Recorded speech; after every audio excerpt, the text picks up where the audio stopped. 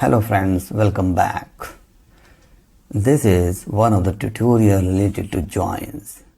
In this video, we'll talk self-join. A self-join is a regular join, but the table is joined with itself. What is the mean of this? So we will have two instances of the same table and we'll give table 1 and table 2 with the same table and we'll find out the matching elements from there.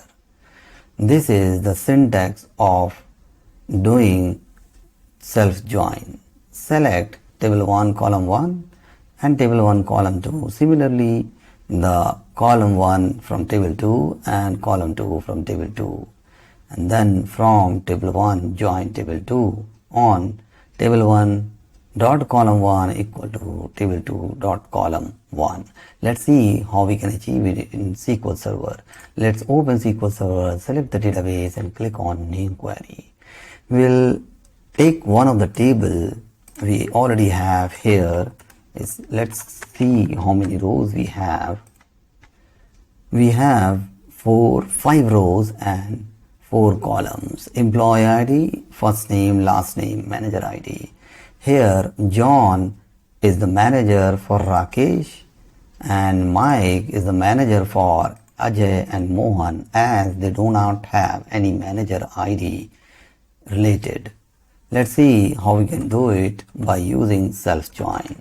Select, just put a star at this time, we'll change it later, and employee 1 join employee, give the instance 2 and join them with the matching records. Let's employee 1 dot employee ID equal to employee 2 dot manager ID. So here in the employee name, I just want to show the manager and its employee.